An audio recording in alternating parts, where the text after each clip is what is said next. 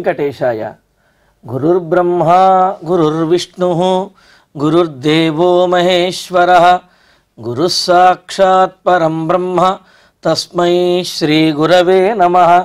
జటిలం చీరవసనం దండకారణ్యవాసినం మునివేషధరం ధ్యాయేత్ అరణ్యే కాండ ఉత్తమే. శ్రీరామచంద్ర పరబ్రహ్మణే నమః. అథ శ్రీమద్ రామాయణే ఆదికావ్యే అరణ్యకాండే ఏకవింశः సర్గः.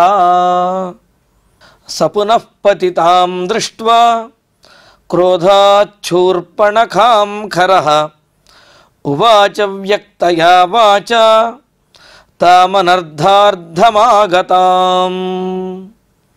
రామలక్ష్మణుల్ని వధించాలి అనే తలంపుతోటి కరుణ చేత ప్రేరేపించబడినటువంటి 14 మంది రాక్షసులు శూర్పణఖను అనుసరించి పంచవటిలో పర్ణశాల వద్దకు వెళ్ళి రాముని చేతిలో ఒక్కసారిగా 14 బాణముల చేత కూడా వధించబడ్డారు.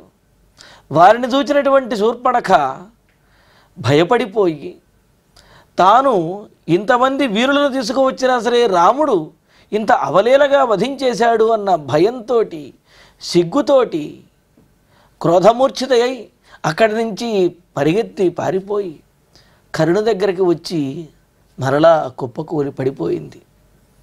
కరుడు శూర్పణఖను చూచి తాను మహావీరులతోటి శూర్పణఖను పంపిస్తే ఈమె ఒక్కతే వచ్చి ఈ విధంగా ఇక్కడ పడింది ఏమిటి అని చెప్పి, దానికి కారణం ఏమై ఉంటుంది అని చెప్పి ఎంతో క్రోధంతో ఉన్నవాడై సఖరః పునః పతితాం. ఆ కరుడు మరి మరలా తన దగ్గరికి వచ్చి ఈ విధంగా పడినటువంటి శూర్పణఖను చూచి లక్ష్మణుని చేత ముక్కు చెవులు కొయ్యబడిన తర్వాత అప్పుడు ఆర్తనాదాలు చేసుకుంటూ పరిగెడుతూ వచ్చి ఒకసారి కరుణ ముందు పడింది. మరి ఆ తర్వాత ఆమెను దండించినటువంటి రామలక్ష్మణుల్ని వధించడం కోసమని చెప్పి 14 మంది రాక్షసులను పంపించాడు. వారితో పాటు వెళ్ళినటువంటి మరి ఈ శూర్పణఖ మరలా వచ్చి పూర్వం ఏ విధంగా అయితే దీనమైనటువంటి స్వరంతో అరుస్తూ దగ్గరకు వచ్చి పడిపోయిందో అలాగే పడిపోయేటప్పటికీ మరింత కోపం వచ్చింది కరుణికి. ఆ శూర్పణఖను చూచి క్రోధాత్ కోపంతో అనర్థార్థం ఆగతాం, ఏదో అనర్థము సంభవించి ఈ విధంగా వచ్చిపడినటువంటి, అంతేకాదు అనర్థార్థం అంటే సర్వరాక్షసుల యొక్క వినాశనము కోసమే దాపురించినట్లుగా ఉన్నటువంటి ఈ శూర్పణఖను చూచి, అంటే కరుణి యొక్క మాటలలో ఇక్కడ 2 అర్థాలు స్ఫురిస్తూ ఉన్నాయి. అనర్థార్థం తాను అనుకున్నటువంటి ప్రయోజనం నెరవేరక ఆపద వచ్చి ఈ విధంగా వచ్చి పడింది అనేది సామాన్యమైన అర్థమైతే, అనర్థార్థం సమస్తమైనటువంటి రాక్షసుల యొక్క నాశనానికి కూడా కారణభూతమయ్యేటటువంటి అటువంటిది ఈ శూర్పణఖ అనేది అంతరార్థం అన్నమాట. ఆ విధంగా వచ్చినటువంటి తాం వ్యక్తయా వాచ ఉవాచ, ఆ శూర్పణఖతోటి కరుడు ఈ విధంగా వ్యక్తంగా స్పష్టంగా పెద్దగా అడుగుతూ ఉన్నాడు. మయాత్విదానీం శూరాస్తే రాక్షస రుధిరాశనాః త్వత్ప్రియార్థం వినిర్దిష్టాః కిమర్థం రుద్యతే పునః. శూర్పణఖ, నీకు ఆనందాన్ని కలగజేయాలి అని, నీ పగను తీర్చాలి అని చెప్పి మయా త్వత్ప్రియార్థం, నీ ఇష్టము కోసమని, నీకు ప్రియం చేకూర్చడం కోసం ఇదానీం శూరాః, ఇంతకుముందే కదా గొప్ప వీరులైనటువంటి వారు, రుధిరాశనాః పచ్చి నెత్తురు తాగేటటువంటి వారైనా, చాలా భయంకరమైనటువంటి వారైనా, తే రాక్షసాః, ఆ 14 మంది రాక్షసులని నేను పంపించాను కదా, వినిర్దిష్టాః, నా చేత వారు ఆజ్ఞాపించబడిన వారై నిన్ను అనుసరించి వాళ్ళు ఆ రామలక్ష్మణుల్ని వధించడానికి నీతో పాటే వచ్చారు కదా వాళ్ళు. అలా ఇప్పుడు ఇంతకుముందే కదా నేను పంపించింది, మరి ఇప్పుడే నువ్వు మరలా వచ్చి పునః కిమర్థం రుద్యతే, ఎందుకని ఈ విధంగా ఇలా పడి దొర్లి ఏడుస్తున్నావెందుకు?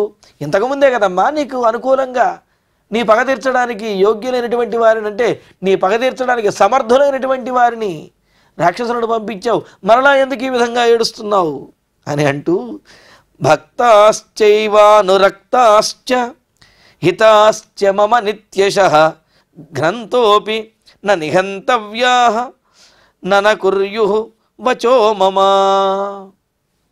ఇంకా అంటున్నాడు, నువ్వు పంపించినటువంటి వాళ్ళు గొప్పవాళ్లే కానీ నా మాట వినేవాళ్ళు కాదు, నీ ముందు మాత్రం అలా ఉంటారు కానీ బయటకు వచ్చి ఏం చేయటం లేదు వాళ్ళు అని అనుకుంటే పొరపాటే. నేను పంపించినటువంటి వాళ్ళు సామాన్యమైన వాళ్ళు కాదు. భక్తాః, నాకు చాలా విశ్వాసపాత్రుడు. ఎంతటి విశ్వాసపాత్రులు అంటే నేను ఏది చెప్పానో అది చేయడానికి తమ ప్రాణములైనా అర్పిస్తారు తప్ప వెనుకడుగు వెయ్యనటువంటి వారు. అనురక్తాశ్చ, కేవలం విశ్వాసపాత్రులే కాదు, నా యందు అమితమైనటువంటి ప్రేమ కలిగినటువంటి వారు.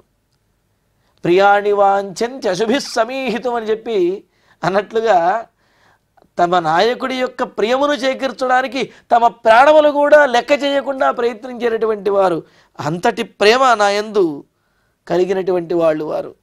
నిత్యశః మమ హితాశ్చ, నాకు విశ్వాసపాత్రులు, నా మీద ప్రేమ కలిగినటువంటి వాళ్ళు, నాకు ఎప్పుడూ హితమును చేకూర్చేటటువంటి వారు.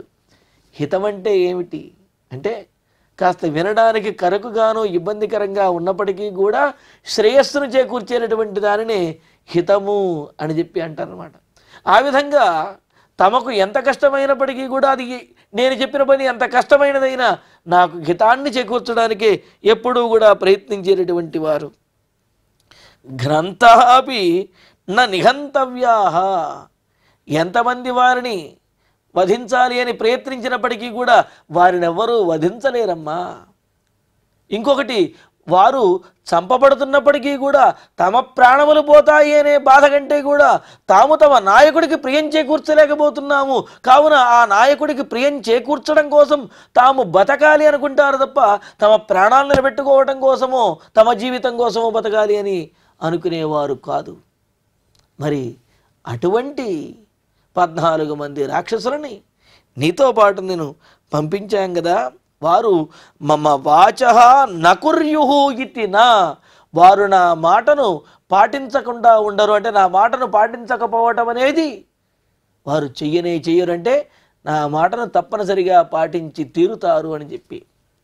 నైద్వయం ప్రకృత్యర్థం దృఢయతి అని చెప్పినట్లుగా 2 నకారాలు ప్రయోగించి గనక వాక్యాన్ని చెప్పినట్లయితే దాని యొక్క అసలు అర్థం ఏదైతుందో, ప్రకృతి అర్థం ఏదైతే ఉన్నదో అది దృఢంగా చెప్పినట్లు అన్నమాట.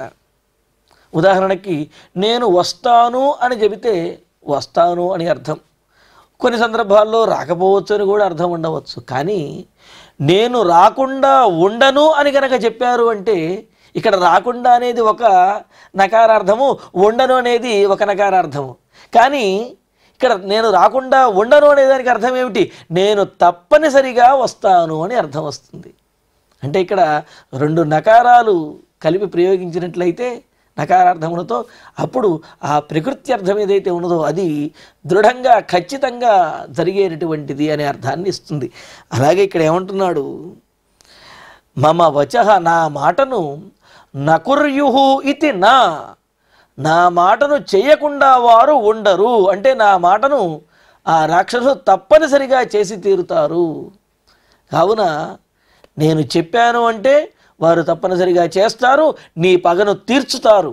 మరి అటువంటి వారిని నీతో పంపించినప్పుడు మరలా నువ్వు ఈ విధంగా వచ్చి బాధపడుతున్నావు ఎందుకు అని అంటూ అసలు కారణం ఏమిటో చెప్పమ్మా అని అడుగుతూ, కిమే తచ్ఛ్రోతుమిచ్ఛామి కారణం యత్కృతే పునః హానాధేతి వినర్దంతి సర్పవల్లుఠ శిక్షితౌ.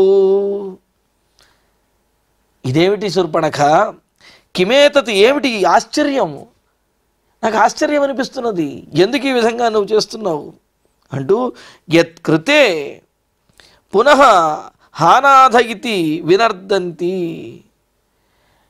ఎవరు నిన్ను విరూపకరణం చేసినప్పుడు, ఎవరైతే నీ ముక్కు చెవులు కోసినప్పుడు ఏ విధంగా అయితే అయ్యయ్యో నన్ను రక్షించేవారు లేరా హానాథ అని చెప్పి ఆర్తనాదములు చేస్తూ వచ్చి ఈ విధంగా పడ్డావో, ఇప్పుడు నిన్ను రక్షించేటటువంటి నేను ఇక్కడ ఉండగా నిన్ను రక్షించి నీ పగ తీర్చేటటువంటి వారిని నీతో పంపించిన తర్వాత కూడా ఇప్పుడు కూడా హానాథ, అయ్యయ్యో నన్ను రక్షించేవారు ఎవరున్నారు అని చెప్పి ప్రభో అయ్యో అని అంటూ ఈ విధంగా ఆర్తనాదాలు చేస్తూ ఇతి వినర్దంతి క్షితౌ, ఈ విధంగా అరుస్తూ సర్పవల్లుఠసి, పాములాగా నేల మీద పడి ఇలా దొర్లుతూ ఉన్నావేమిటి?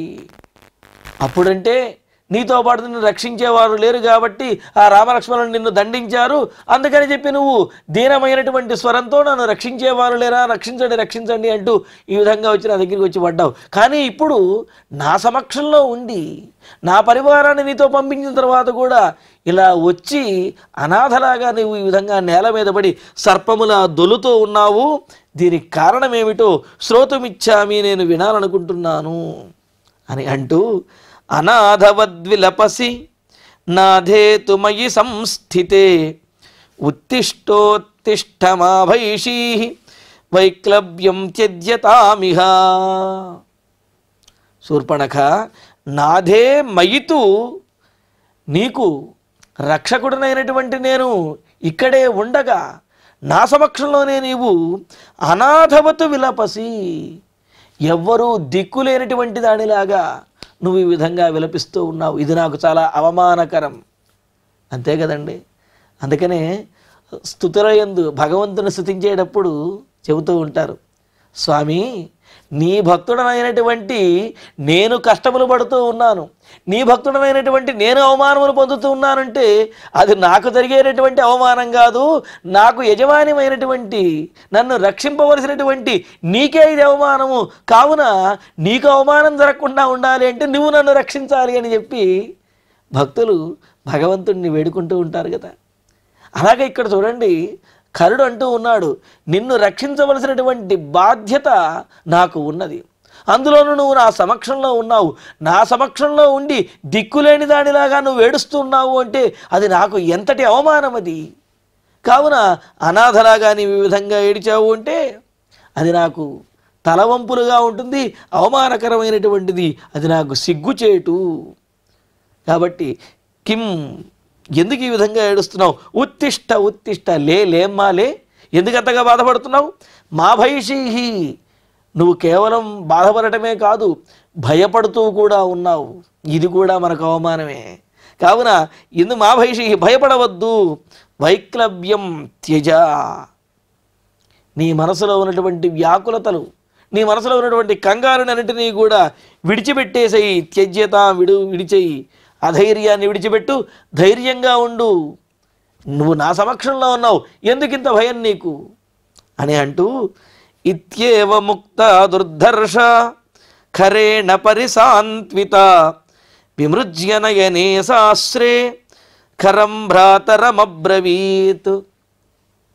ఈ విధంగా ఖరుడు తరచి మరి ఆ శూర్పణఖ యొక్క పరిస్థితిని, ఆమె ఆ విధంగా వచ్చి పడి ఏడవడానికి గల కారణాన్ని, భయపడటానికి గల కారణాన్ని చెబుతూ, నువ్వు భయపడవద్దు, అసలు కారణం ఏమిటో చెప్పు అని చెప్పి అడుగుతూ ఉంటే పరిసాన్విత, ఆ కరుణి చేత ఊరడించబడి ఓదార్చబడి కొంత ధైర్యం తెచ్చుకున్నటువంటిదే అయిన ఆ శూర్పణఖ. ఎందుకు అంటే శూర్పణఖకి అప్పటి వరకు అసలు భయం అనేది ఏమిటో తెలియదు. రామలక్ష్మణుల్ని చూచి వారి మీదకు వెళ్ళి సీతాదేవిని ఆక్రమించబోయి లక్ష్మణుని చేత ముక్కు చెవులు కోయబడే వరకు కూడా ఆమెను ఎదుర్కొన్న వాళ్ళు కానీ, ఆమెకు ఎదురు చెప్పినటువంటి వారు కానీ, లేకపోతే ఆమెను దండించినటువంటి వారు కానీ ఎవ్వరూ లేరు. అంటే ఇటువంటి పరిస్థితి ఒకటి వస్తుంది అనే ఆలోచన కూడా ఆమె ఊహించనే లేదు. అలా ఊహించనటువంటి పరిణామం ఆ ముక్కు చెవులు కొయ్యడంతో ఆమెకు ఎంతో భయం కలిగింది, బాధ కలిగింది. అటువంటిది తన కన్నల ముందే తన సోదరుడు పంపించినటువంటి మహాబల పరాక్రమవంతులైనటువంటి 14 మందిని రామచంద్రమూర్తి ఒక్కసారిగా 14 బాణములతోటి వారి యొక్క హృదయములను చీల్చి రక్తసిక్తమయ్యే విధంగా కొట్టి వారిని ఒక్కసారిగా వారి ప్రాణములను తీసి సంహరించాడు అంటే అది చూచేటప్పటికీ శూర్పణఖకు నోట మాట లేదు, చాలా ఆశ్చర్యం కలిగింది. అంటే తన వారిదే పరాక్రమం అని చెప్పి అనుకున్నది అప్పటి వరకు, కానీ అసలు పరాక్రమం ఏమిటి అనేది రాముడి బాణములు చూచిన తర్వాత తెలిసి వచ్చింది. పైగా రాముడు అందగాడు, సున్నితంగా ఉండేవాడు, యువకుడు అని చెప్పినది. దాంతో అటువంటి అందగాడు, సౌమ్యంగా ఉండేవాడు, ధర్మాన్ని పాటించేవాడు ఏం చేస్తాడులే, చెబితే మరి కాస్త మంచి మాటలు చెప్పి పంపిస్తాడు అన్నట్లుగా అనుకున్నది. కానీ అయితే శూర్పణఖ ముందే అన్నది ఒక మాట, మహాబలవు అనే మాట కరుణితో కూడా చెప్పింది, మహాబలవంతులు అని చెప్పి అన్నది. ఆ విషయాన్ని ప్రత్యక్షంగా చూసేటప్పటికీ, పైగా రాముని బాణములు పిడుగుపాటులాగా శబ్దము చేసి వారి యొక్క హృదయములను చీల్చివేశాయి. దాంతో ఒక్కసారి బెంబేలెత్తిపోయి దిక్కుతోచనటువంటి పరిస్థితుల్లో పారిపోయే కరుణ వద్దకు వచ్చినదనమాట. అందుకనే కరుణ చేత కొంత ఓదార్చబడి ఇంకా అప్పుడు మాట్లాడటం అనేది ప్రారంభించిందనమాట. శాస్త్రే నయనే విమృజ్య, ఎంత ఓదార్చబడినా ఎంత ధైర్యం తెచ్చుకున్నప్పటికీ కూడా ఆ వణుకుతోటి, అదేవిధంగా భయంతో, శోకంతో ఆమె కన్నుల వెంట నీరు ఆ విధంగా కన్నీరు కారుతూనే ఉన్నది. కారుతూ ఉంటే అయితే కొంత ధైర్యాన్ని తెచ్చుకున్నటువంటిది కన్నీళ్ళు ఇలా తుడుచుకుంటూ భ్రాతరం కరమబ్రవీత్, తన సోదరుడైనటువంటి కరుణతోటి ఈ విధంగా మాట్లాడుతూ ఉన్నది. అస్మీదానీమహం ప్రాప్త హృతశ్రవణనాసిక శోణితౌఘ పరిక్లిన్న త్వయా చ పరిసాన్విత. సోదరా ఖర, నీవు చెప్పినట్లుగా ఇంతకుముందు నేను ముక్కు చెవులు కొయ్యబడినటువంటి దానినై నీ దగ్గరికి వచ్చి నీ చేత పరిసాన్విత, ఓదార్చబడినటువంటి దానినై ధైర్యం తెచ్చుకుని మరలా నేను పగ తీర్చుకోవటం కోసం ఆ పంచవటికి వెళ్ళాను. ఆ మాట వాస్తవమే. నేను ఇంతకుముందు వచ్చినప్పుడు కూడా నాకు ఎంత ధైర్యం చెప్పాలో, నాకు ఏ విధంగా అయితే సహాయం చెయ్యాలో అది నీవు బాధ్యతగా భావించి, అది నీ కర్తవ్యంగా భావించి నీవు చేశావు. నీవు నన్ను ఓదార్చావు ఇంతకుముందు. ఆ మాట వాస్తవమే. కానీ ప్రేషితాశ్చత్వయా వీర రాక్షసాస్తే చతుర్దశ నిహంతుం రాఘవం క్రోధాత్ మత్ప్రియార్థం సలక్ష్మణం. అంతేకాదు, నీవు ఇంకో పని కూడా చేశావు. నన్ను ఓదార్చడమే కాకుండా నా పగ తీర్చడం కోసము యోధులైనటువంటి, సమర్థులైనటువంటి వారిని పంపించావు. వీర త్వయా క్రోధాత్ మత్ప్రియార్థం, నీవు నా పరిస్థితిని చూచి ఎంతో కోపంతో ఉన్నటువంటి వాడివై నాకు మేలు చెయ్యాలి, నాకు ప్రియమును చేకూర్చాలనే ఉద్దేశంతో. ఎలా ప్రియం కలుగుతుంది అంటే సలక్ష్మణం రాఘవం నిహంతుం, లక్ష్మణునితో పాటుగా రాముణ్ణి వధించడం కోసము అని చెప్పి నీవు రాక్షసాహ, రాక్షసులు 14 మంది రాక్షసులను ప్రేషితాహ, పంపించావు. అంటే 14 మంది రాక్షసులు నీ చేత పంపించబడ్డారు. రామలక్ష్మణుల్ని వధించి నాకు ప్రియమును చేకూర్చడం కోసం నీవు ఇంత గొప్ప పని కూడా నీవు చేశావు. అందులో సందేహమేమీ లేదు. కానీ తేతు రామేణ సామర్షాః శూలపట్టసపాణయః సమరే నిహతాః సర్వే సాయకైర్మర్మభేదిభిః. నువ్వైతే పంపించావు, నన్ను ఓదార్చావు, ఎన్నో గొప్ప గొప్ప మాటలు చెప్పి ఆ రాక్షసులను పంపించావు. వారు కూడా ఏదో సాధించేవారిలాగా రాముడి దగ్గరికి వెళ్ళి గర్జించారు.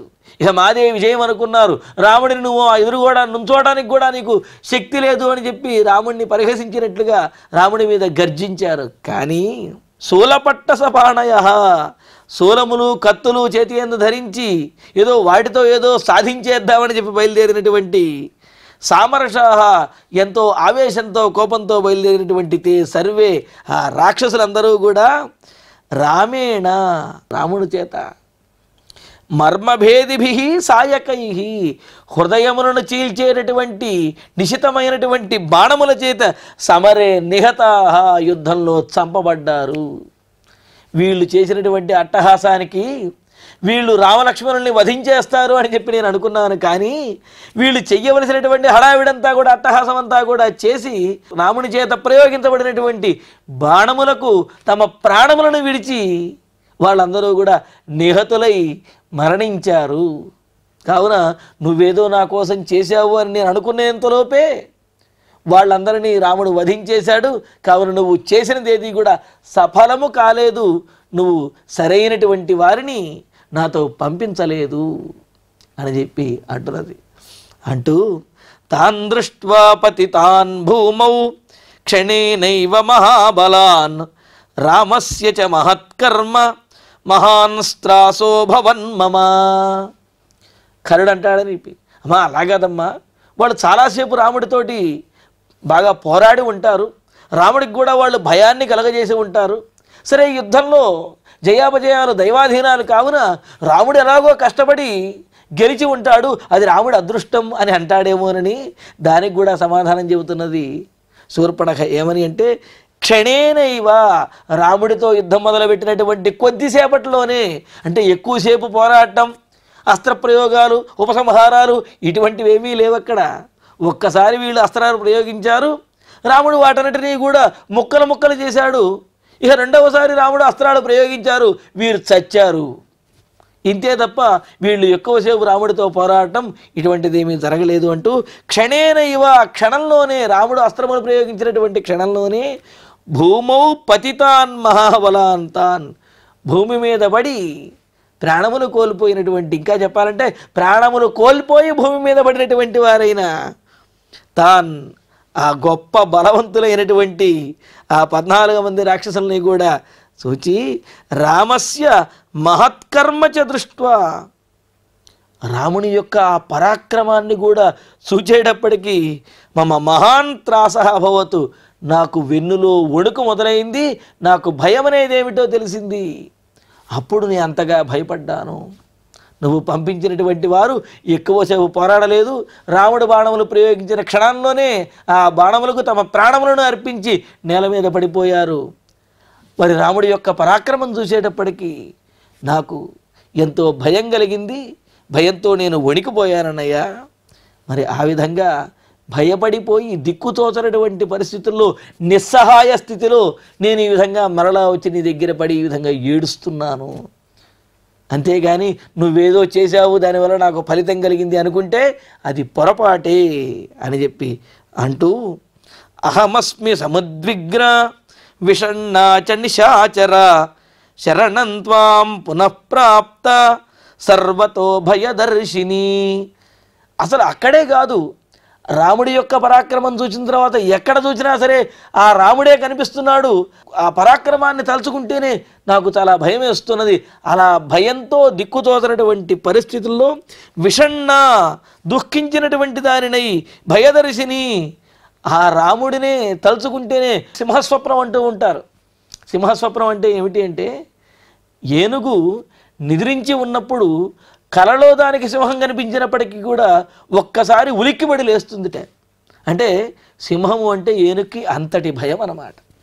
అలాగా రాముడి యొక్క పరాక్రమాన్ని చూచిన తర్వాత ఆ రాముడి తలంపు వచ్చినప్పటికీ కూడా నాకు వెన్నులో వణుకుపుడుతూ భయపడుతూ ఉన్నాను నేను. అందుకనే ఆ భయంతో దిక్కులేనటువంటి దానిని నీ దగ్గరకు వచ్చి ఈ విధంగా శరణు చొచ్చుతున్నాను, నిన్ను వేడుకుంటున్నాను, నన్ను కాపాడమని ఈ విధంగా ప్రార్థిస్తున్నాను అని చెప్పి శూర్పణఖ కరుణతోటి అన్నది. మరి కరుడు ఏ విధంగా స్పందించాడు, ఆ తర్వాత ఎవరిని పంపించాడు అనే విశేషాలను తరువాతి ప్రవచనలో తెలుసుకుందాము. ఇక ఇప్పుడు శ్లోకాలను పారాయణ చేసుకుందాము. సపునః పతితాం దృష్ట్వా క్రోధాచ్చూర్పణఖాం ఖరః ఉవాచ వ్యక్తయా వాచ తామనర్ధార్థమాగతాం మయాత్విదానీం శూరాస్తే రాక్షసారుధిరాశనాః త్వత్ప్రియార్థం వినిర్దిష్టాః కిమర్థం రుద్యతే పునః భక్తాశ్చైవానురక్తాశ్చ హితాశ్చ మమ నిత్యశః ఘ్నంతోపి న నిహంతవ్యా నన కుర్యుర్వచో మమ కిమేతచ్ఛ్రోతుమిచ్ఛామి కారణం యత్కృతే పునః హానాధేతి వినర్దంతి సర్పవల్లుఠశిక్షితౌ అనాథవద్విలపసి నాధేతు మయి సంస్థితే ఉత్తిష్టోత్తిష్ఠమాభైషీః వైక్లవ్యం త్యజ్యతామిహ. ఇత్యేవ ముక్తా దుర్ధర్ష ఖరేణ పరిసాన్విత విమృజ్యనయనే శాస్త్రే ఖరం భ్రాతరమబ్రవీత్.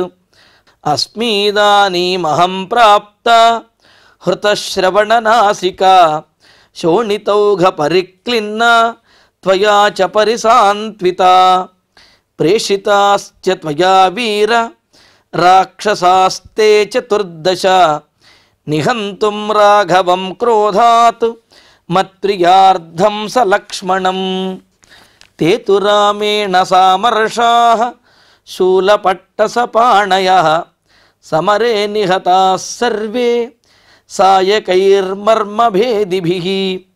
తాన్ దృష్ట్వా పతితాన్ భూమౌ క్షణేనైవ మహాబలాన్ రామస్య చ మహత్కర్మ మహాన్ స్త్రాసో భవన్ మమ అహమస్మి సముద్విగ్నా విషణ్ణా చ నిశాచర శరణం త్వాం పునః ప్రాప్త సర్వతో భయదర్శిని.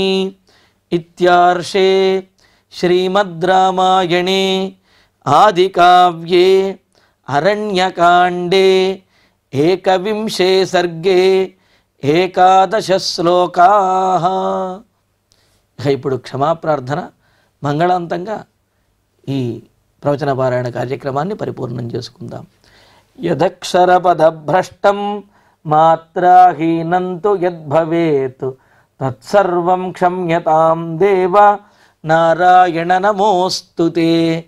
కాయేన వాచా మనసేంద్రియైర్వా బుద్ధ్యాత్మనా వా ప్రకృతే స్వభావాత్ కరోమి యద్యత్ సకలం వరస్మై నారాయణాయేతి సమర్పయామి.